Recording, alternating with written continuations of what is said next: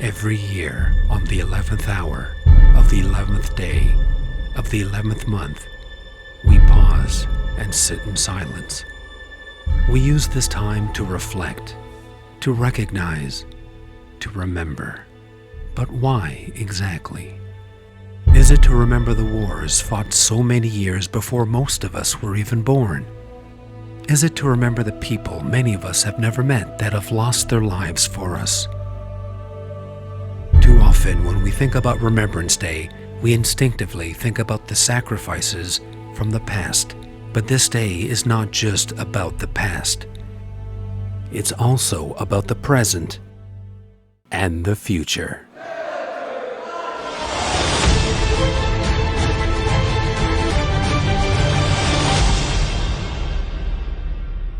Dawn Ellis Mobbs is a music teacher here in Aurora. Both Dawn and her students have been working on a very special project. The project that I've been working on with my students is a songwriting and composition project which connects students with people in the community to share their stories through songwriting. And what we did is we selected a World War II veteran named Don Dempsey to come in and share his story with our students. And the students in turn would, through music, write the themes and the story of his life as he experienced World War II. Some of those songs have been used throughout this production.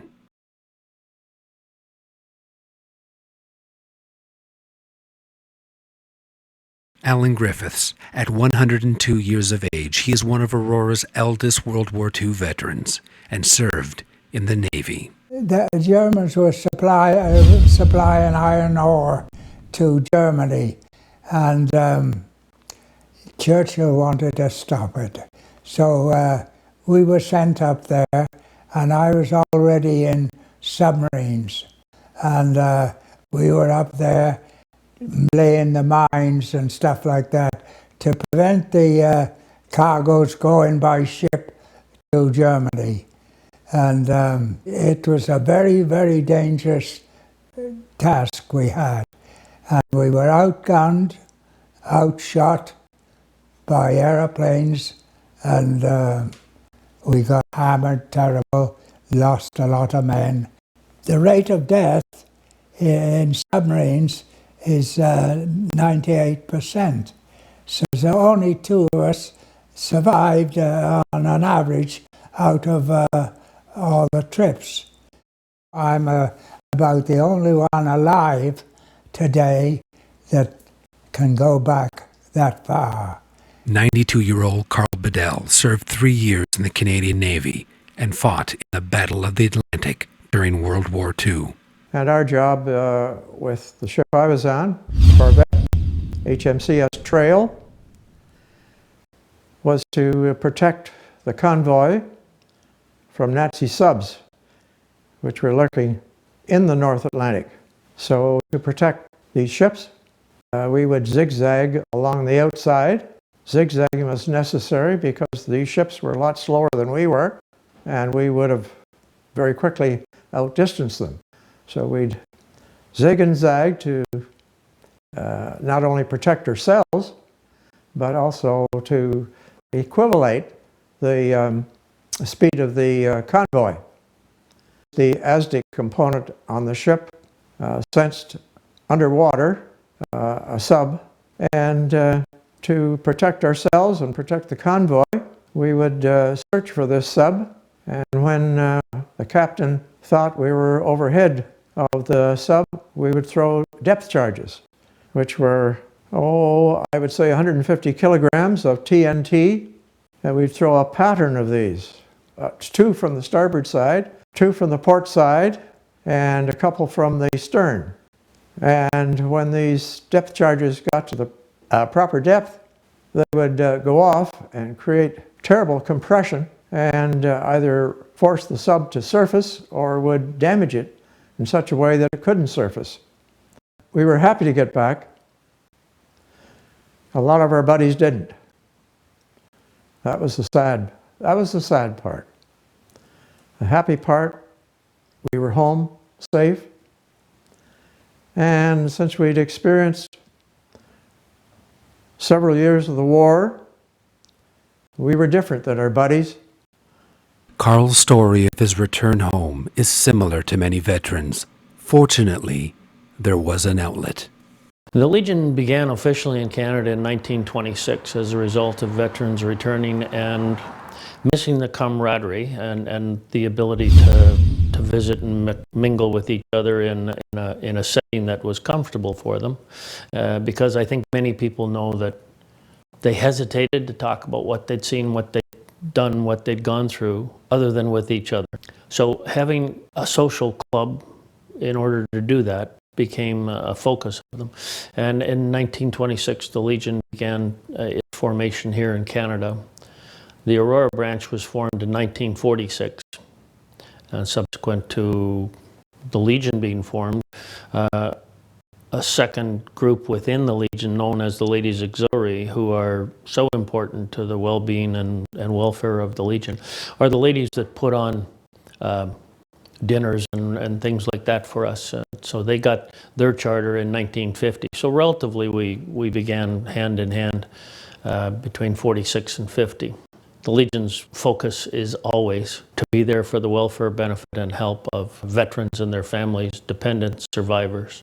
Although World War I was supposed to be the war to end all wars, sadly, many decades later, we're still fighting.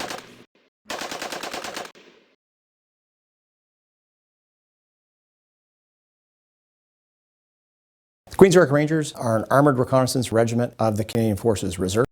The role of armoured reconnaissance soldiers are to act as the eyes and ears of commanders on the battlefield. They go out and seek the enemy, determine what they're doing, and relay that information back to higher commanders.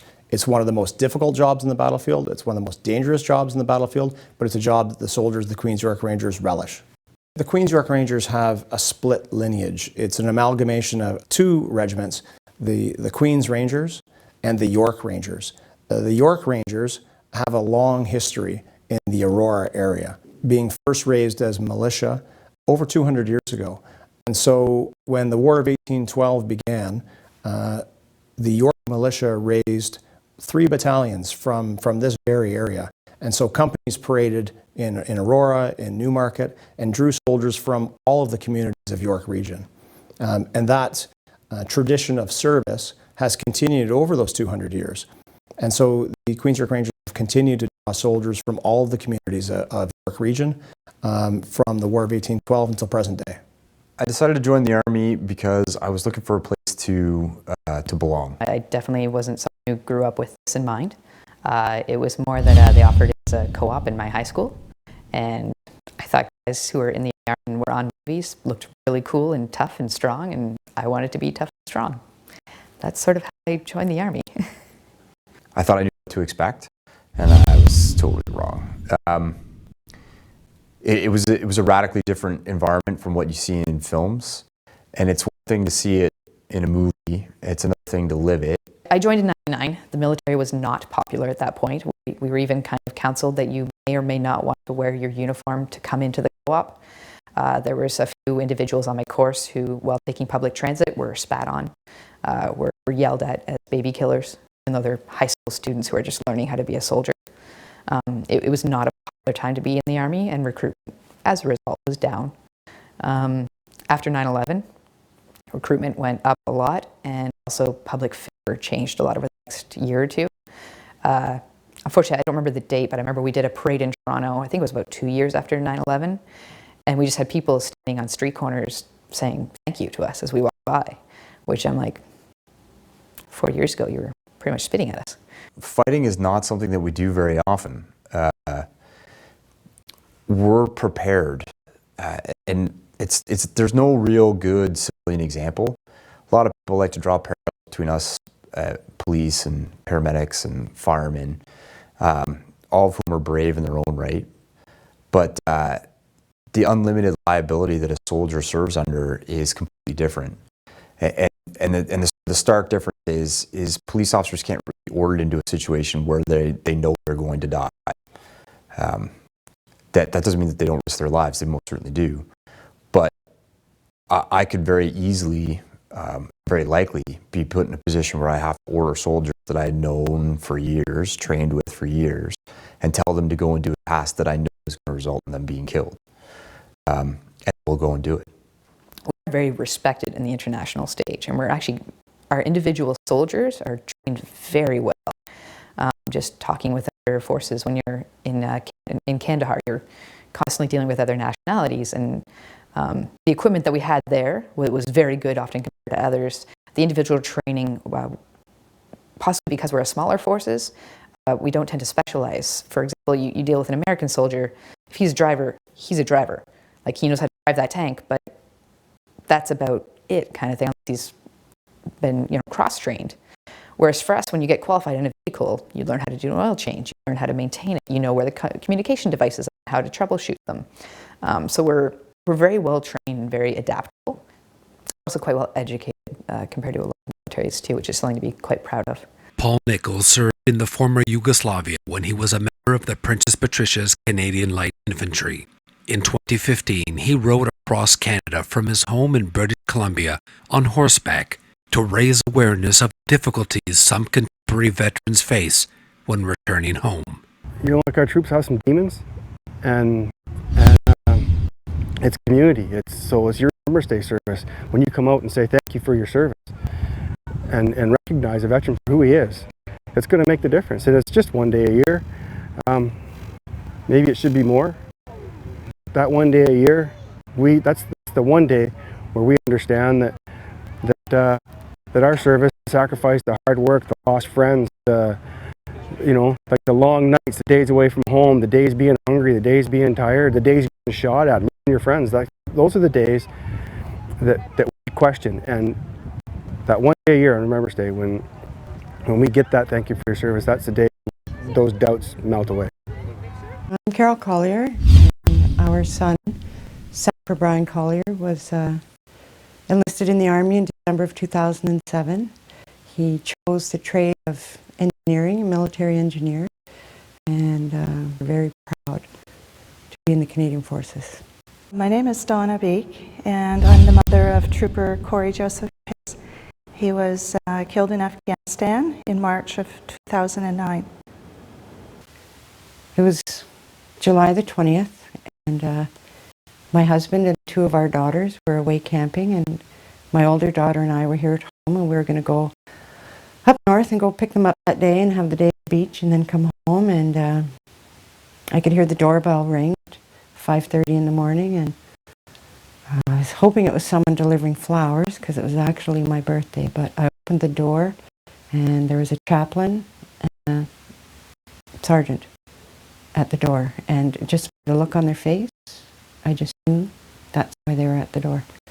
So you kind of have an attitude of resignation right away, and they tell you immediately why they're there. They don't give you any time to even hope or think it's something else. They tell you he's been killed. They don't say it's an incident or it's about Brian. They immediately tell you Brian has been killed. Although they asked for Jim, because Brian's wishes were that his dad be the first to know, but Jim wasn't here. So You want to get a phone call. You want to get a phone call because it means they're alive. The knock on the door is when you don't want to open the door. Our case was a bit different because we were serving at the time, and I was at work. And being new, I had just started a Class B reserve contract, which is full-time reserve. I had just started 2 weeks prior, and I was working away at my desk, and the commandant of the school I was working at came looking for me personally, and the commandant doesn't do that. And he was asking for certain information, verifying my service number, that kind of thing. And then he went away, and I thought that was kind of odd. And then I'd heard that some kind of administrative problem or something. So I thought, maybe it was just something didn't take in the system or whatever. So I had a meeting with my supervisor. So she called and said, "Come on down for the meeting." Sure. Gathered my stuff, and she met me halfway up the hallway. And I thought, again, they don't do this. What's going on? And I thought, maybe I'm in trouble. Maybe I didn't, do all my paperwork properly. And something. Oh, gee, I guess I'm in trouble. And so I went to turn to go into her office. She said, no, we're heading over here. And I can see the door cracked open in the conference room, and there's a whole bunch of people in there standing in berets on. Now, military don't stand around in buildings with berets on unless they're doing official duties. And I thought, I really did something wrong. I'm getting charged with something. Oh my gosh, what's going on? And so I thought I was in trouble, like serious trouble. And as soon as I walked in through the door, this intelligence major grabbed my hand and he said, Second Lieutenant Beek, I'm so sorry to tell you that your son has been killed in Afghanistan today. Just that. There was no preamble, and that's the way it's done. No preamble, no nothing. It's to the point. They hit you with the news, then they deal with the aftermath. Yeah. So that's how I found out.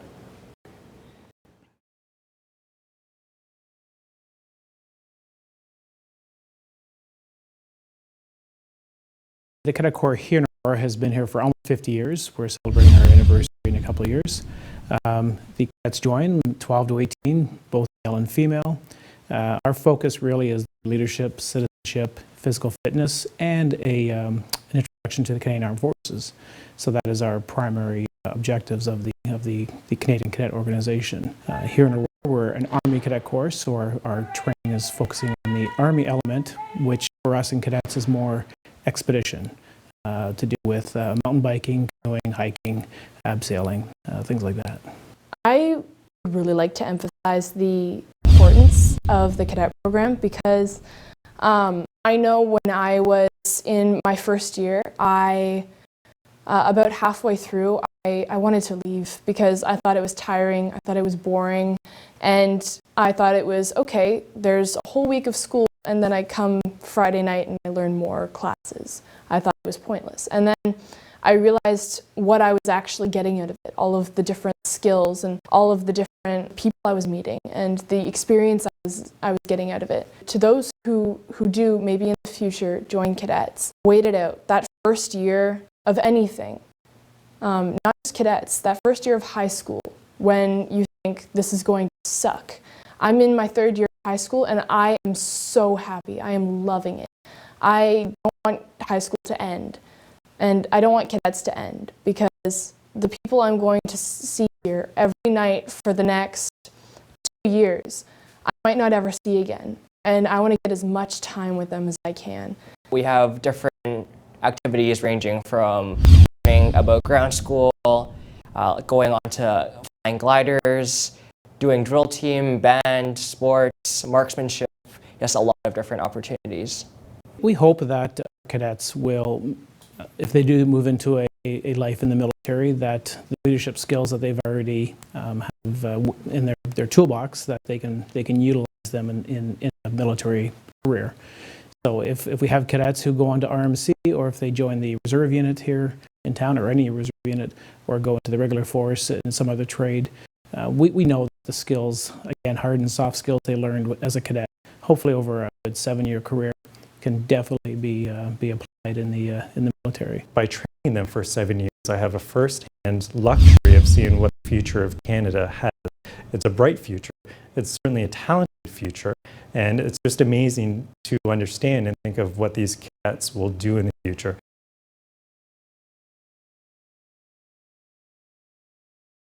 When you stop and pause and think on Remembrance Day, you shouldn't be thinking, okay, it's a minute, let's be quiet. I'll wait to finish that thought to my friend in a second. It should be, okay, what were they thinking? What were they going through? What were they scared of? Why did they think they had to do it? What was their purpose? And they should stop and just take a moment to be grateful, because they might not realize what exactly happened. They might not know. They might not be educated to know the details or know the date, know how many died, but it was a lot. And there were some casualties, and there are a lot of Canadians who were lost that can't come back because of that. And they should be sitting there and trying to imagine the number of people who paid the price for them to be able to finish that thought to their friend. and they should be thankful. The reason why I believe it's important to never forget is that we would never appreciate what's been done for us. And we may not learn to strive to not do it again. It's very rare in life that we just sit down and pause. And the ability to just sit, pause, think, and reflect on what has happened in the past without necessarily think what's going to happen in the next 10 minutes is something that I really hope that our community does, and just reflect upon the sacrifice that has been made and appreciate what we have has been earned by somebody, and our country has fought for it. Imagine if you were over there. Take that 2 minutes to imagine yourself over there. Imagining yourself that you can talk to your family, but they're not really there. You're going to be away from them. And for all you know, you might be living in a dirt hole, holding your rifle, ready for an attack at any time. I'd say focus on that for 2 minutes. And either, in the end, feel proud that you think you might be able to do that if you were ever called upon, or else grateful for those that are willing to do that. For me, Remembrance Day is a reminder of how fortunate we are to be living in such a free, safe, and peaceful country. But at the same time, it didn't come for free, and this is all because of those who have served for our country, those who are serving for our country, and those who will continue to serve, that we get to be living in such a wonderful place. We take great pride in taking the moral high ground and being able to say, you know, like, this is our Canadian standard, this is who we are, this is what we do, and we stand up internationally and we make a line and we say, this is the point where you do not cross. And we have a strong reputation that we're all proud of as Canadians. And it's our troops that give us the right to have that strong voice. They fought for freedom. You have the right to be free to stand there and think of the memories that you want. I think that the word sacrifice is absolutely critical to understanding Remembrance Day and what it means, and as well the contribution of the military to our society, because really that is what differentiates military service from many other kinds of service. To me, there's two types of sacrifice. There are the ones who came home who had to do certain things or see certain things that the average person should not have to see and do.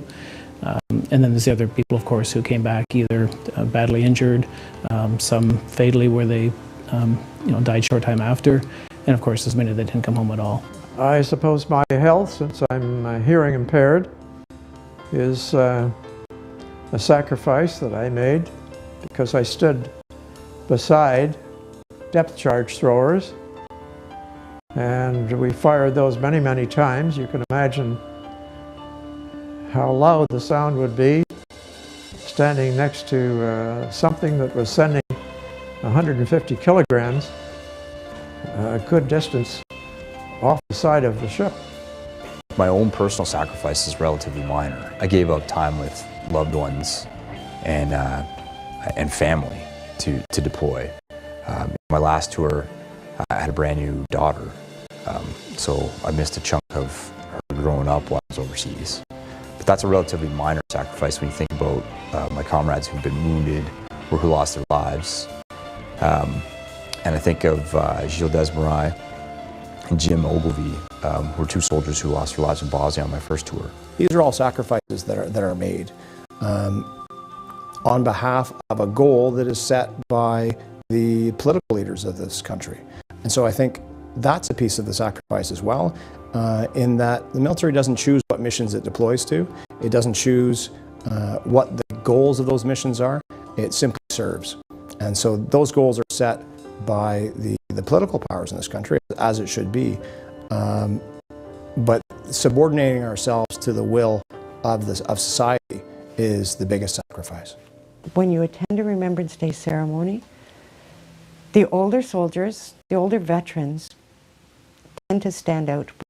All the young veterans on parade that are surrounding them, some of them have been back from a war, and they they need to be recognized as a veteran that has to be honored as well.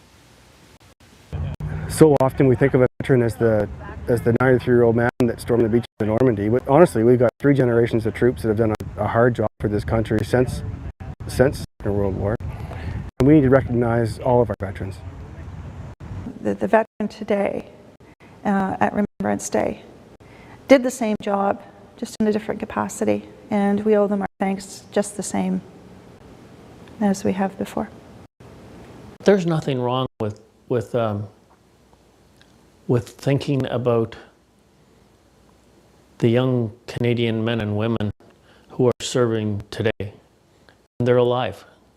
And whether they're here at home, or whether they're out at sea, or whether they're flying planes, or whether they're on the ground somewhere, they're serving their country.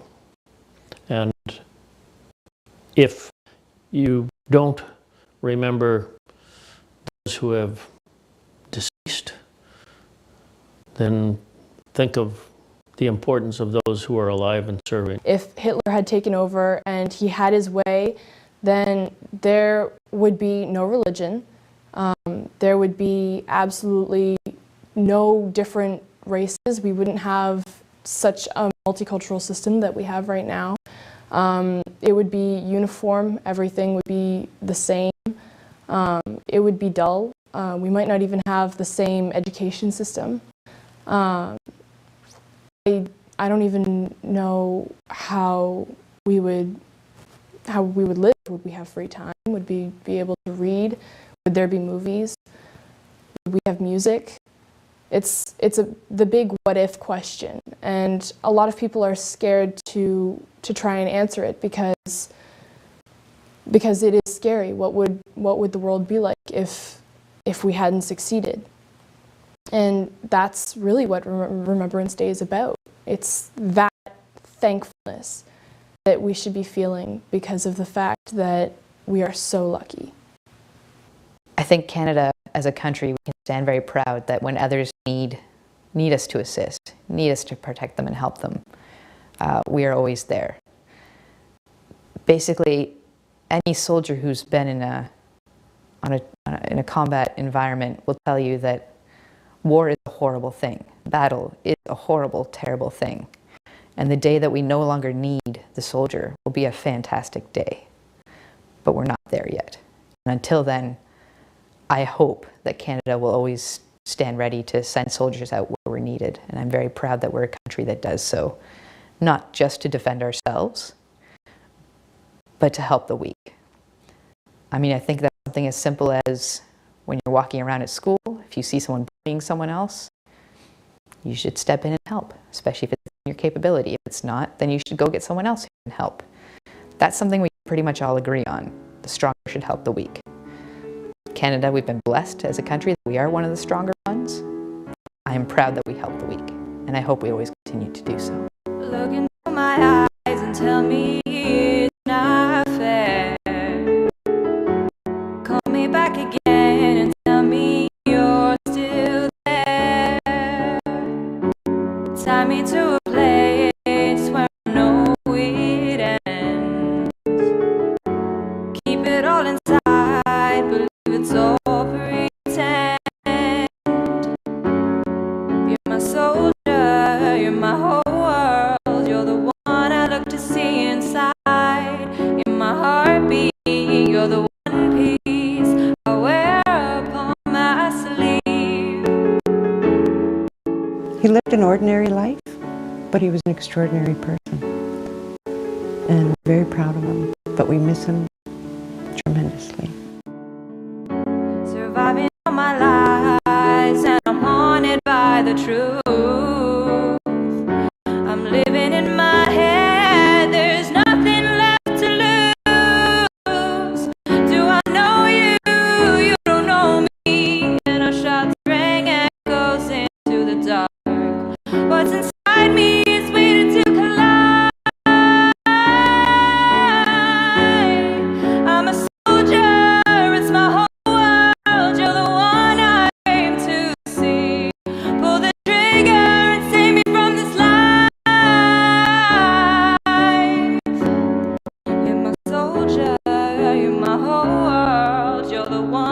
look to see inside. You're my heartbeat, you're the one piece. We don't often have a face that we can associate with war.